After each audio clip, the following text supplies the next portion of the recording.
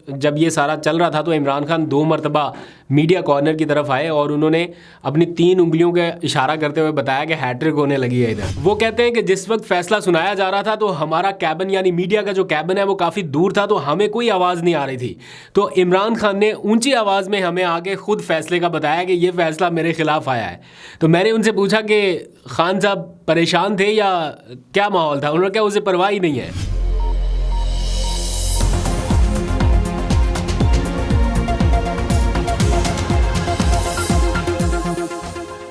बिस्मिल्लाहिर्रहमानिर्रहीम, अस्सलाम वालेकुम। पाकिस्तान और दुनिया भर में देखने और सुनने वालों को अब्दुल कादिर का सलाम। आज का ये जो व्लॉग है, टू बी वेरी ऑनेस्ट, मेरा बिल्कुल दिल नहीं कर रहा था कि इस मामले के ऊपर मैं बात भी करूं या ये व्लॉग भी करूं, लेकिन कुछ चीज़ें रिकॉर्ड पर रखने के लिए बड़ा ज़रूरी है ताकि ऑडियंस को भी एक तो पता चलता रहे, रिकॉर्ड स्ट्रेट रहे। और फिर इन मामलात के ऊपर इतना प्रोपेगेंडा, इतनी ज़्यादा चीज़ हो रही है और है ही ये टोटल बयानिए की जंग, तो अपनी कोशिश के तहत आवाज़ उठानी चाहिए और लोगों को बताना चाहिए कि हक़ाइक़ है क्या। क्योंकि आजकल जो दिखाया जा रहा है वो चीज़ है जो कोशिश है कि ये आप लोगों तक पहुंचे, लेकिन उसमें सच हो या ना हो ये एक अलग बात है। खैर, आज इमरान खान के हवाले से एक और फैसला है, या सज़ाओं की यूँ कह लीजिए कि हैट्रिक हुई। आपको डिटेल पता है, मैं बहुत ज़्यादा तफसील में नहीं जाऊँगा, लेकिन हुआ क्या और अब क्या हो रहा है उसके ऊपर थोड़ी सी बात करनी है। इमरान खान के ख़िलाफ़ तीसरी सज़ा का भी ऐलान कर दिया गया है। 7-7 साल इमरान खान और बुशरा बीबी को कैद की सज़ा सुनाई गई है इद्दत केस में, और 5-5 लाख रुपया जुर्माना भी अनाउंस किया गया है। जुर्माना नहीं देंगे तो 4 महीने कैद मज़ीद बढ़ जाएगी। तो मुल्क की तारीख का, अपनी नौयत का ये तेज़ तरीन ट्रायल हुआ। जी हाँ, इस ट्रायल को वो मिलना चाहिए। इससे पहले नैब का जो ट्रायल हुआ वो रिकॉर्ड बन गया कि 1 महीने और 12 दिन, गालबन 42 दिन के अंदर ट्रायल जो है वो कंक्लूड हुआ था तोशाखाना नैब केस का। अब ये उससे भी एक आगे चला गया मामला और तेज़ तरीन ट्रायल करके इंसाफ जो है वो आप लोगों की दहलीज तक पहुंचा दिया गया है। इस अवाम का बहुत नुकसान हो रहा था ना पहले, अब सारा कुछ ठीक होगा, मईशत भी तरक्की करेगी, मुल्क भी आगे बढ़ेगा, अब सब कुछ ठीक हो जाएगा। फर्द जुर्म आयद होने के बाद एक दिन में 12 घंटे और दूसरे दिन में 14 घंटे तक समाअत हुई, और सिर्फ 2 दिनों के अंदर अंदर इद्दत केस का जो ट्रायल है, मजमूई तौर पर यूँ कह लें कि 26 घंटों के अंदर अंदर समाअत भी मुकम्मल हो गई, ट्रायल भी कंक्लूड हो गया और उसका फैसला भी जारी कर दिया गया, तहरीरी फैसला भी आ गया।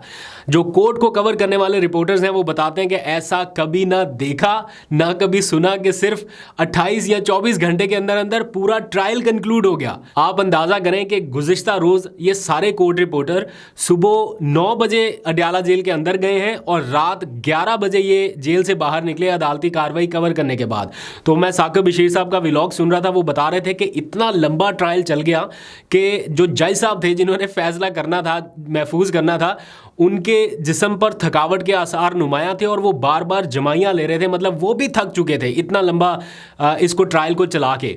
लेकिन उसके बावजूद ये ट्रायल आगे चलाया गया, मतलब अदालती वक्त शाम 4 बजे तक का होता है, लेकिन स्टिल ये रात 11 बजे तक ले जाया गया। जमाइयाँ ले रहे हैं, लोग थक गए हैं, गवाहान भी थक गए, जज साहब खुद थके हुए हैं, लेकिन स्टिल ये ट्रायल चलाया गया कि जनाब आज फैसला महफूज करना है और कल अनाउंस कर देना है, जो कि आज हो गया।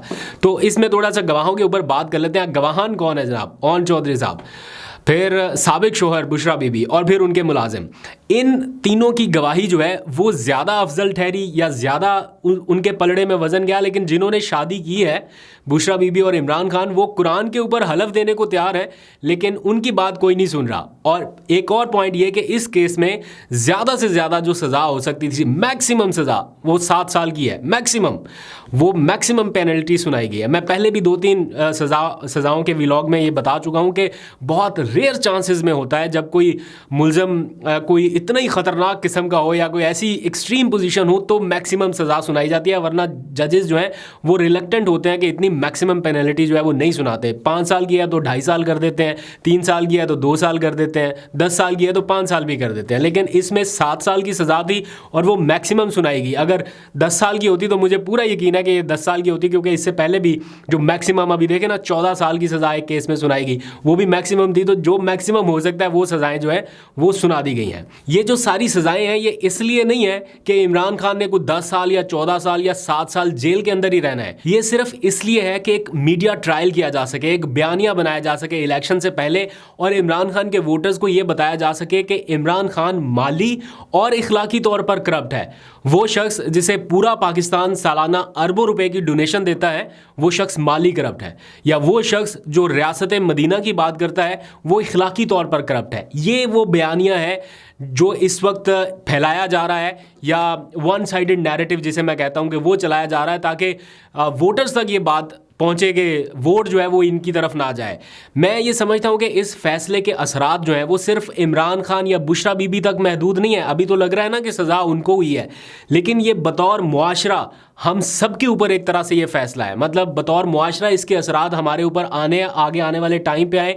ये किसी सिर्फ दो इंडिविजुअल्स ने ही नहीं भुगतना, आगे भी चलना है ये मामला। और अदालत में एक बापर्दा खातून के बारे में जिस किस्म की जिरा की गई होगी या किन किन सवालात के ऊपर बहस हुई होगी, ये वो चीज़ें हैं कि मैं व्लॉग ही नहीं शुरू करना चाहता था, या मैं चाहता था कि मैं आज का ये व्लॉग स्किप कर दूं, लेकिन स्टिल करना पड़ रहा है बिकॉज मैं ये सोच रहा हूँ कि क्या सवालात वहाँ पे डिस्कस किए होंगे इन मामलात को लेके और किस किस्म की बहस की गई होगी।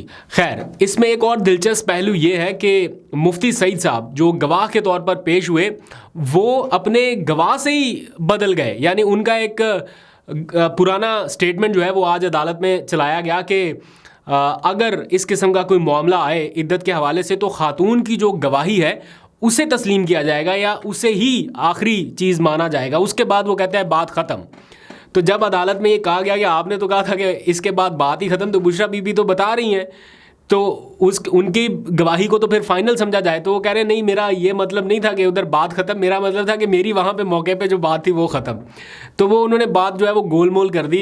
जो रिपोर्टर्स हैं वो बताते हैं कि वो कोई सही जवाब नहीं दे सके, हालांकि ख़ुद जो मरकज़ी गवाह है इस सारे मामले का वो ख़ुद ये कह रहा है टीवी इंटरव्यू में कि जो खातून होगी उसकी गवाही जो है वो फाइनल मानी जाएगी। अच्छा, अब आ जाए खावर मानिका साहब की तरफ। वो साबिक शौहर हैं, अब अपने टीवी इंटरव्यू में जो उन्होंने कहा बुशरा बीबी के हवाले से पहले उससे वो मुकर गए। इमरान खान से निकाह के बाद उन्होंने एक टीवी इंटरव्यू में ये कहा था कि बुशरा बीबी पाकबाज खातून है और इमरान खान पर जो इल्ज़ामात लगाए जा रहे हैं वो बिल्कुल बेबुनियाद हैं, वो आते जाते रहते हैं, उनका रूहानी रिश्ता है, लेकिन ऐसी कोई बात नहीं है। तो जो बयान उनका पहला था उससे भी वो मुकर गए। तो जब अदालत में इसके ऊपर जिरा हुई तो वो भी जज साहब ने तस्लीम नहीं किया ये पॉइंट भी। और फिर अगर ये निकाह फ्रॉड है या दूसरा निकाह हुआ है तो ना दूसरा निकाहनामा पेश हुआ, ना कोई उसका सबूत पेश हुआ, महज ओन चौधरी और निकाह खां की जो गवाही है उसको मानते हुए 7-7 साल की जो मैक्सिमम सज़ा थी वो सुना दी। जब मियाँ बीवी कह रहे हैं, मान रहे हैं कि जनाब हमारा जो निकाह था वो दुरुस्त तरीके से हुआ, तो फिर इसमें फ़्रॉड वाली कौन सी बात है? या तो एक फरीक कहे ना कि मेरे साथ इसने ज़्यादती की है या मुझे बताया नहीं या मुझे धोखे में रखा, तो फिर तो चलो समझ में भी आती है। तो इस केस को कवर करने वाले जो रिपोर्टर्स हैं वो बड़े हैरान कुन से दलाइल दे रहे हैं। और एक से तो मैंने अभी पूछा मैसेज करके भी, मैंने उनसे कहा कि उन्होंने बल्कि ख़ुद मुझे बताया कि आज मैं भी जेल के अंदर था समात कवर करने के लिए। तो मैंने उनसे पूछा कि सुनाओ फिर अंदर की कोई बातचीत, इमरान खान परेशान है या डटा हुआ है कप्तान आपका?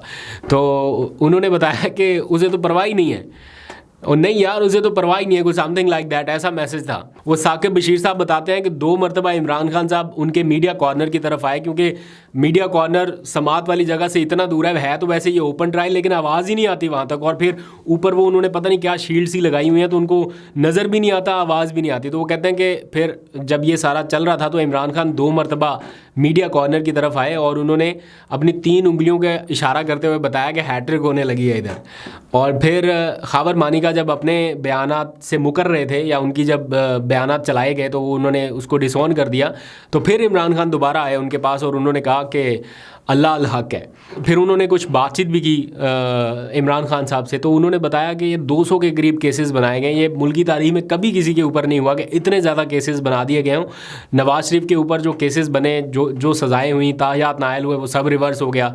शहबाज शरीफ के ख़िलाफ़ फ़र्द जुर्म जिस दिन आयद होनी थी उस दिन उनको प्राइम मिनिस्टर बना दिया गया, यानी उनके खिलाफ ओपन एंड शट केस था तो वो भी सारा ख़त्म कर दिया गया। तो वो कहते हैं कि ये सारा कुछ तो इस तरीके से हो रहा है। तो वो कहते हैं कि हमने इमरान खान साहब से बार बार पूछा डील के हवाले से या ऑफ़र के हवाले से, तो वो अभी भी कह रहे हैं कि ना डील की है ना करूँगा, ये अदालती जंग इसी तरह से जारी रहेगी।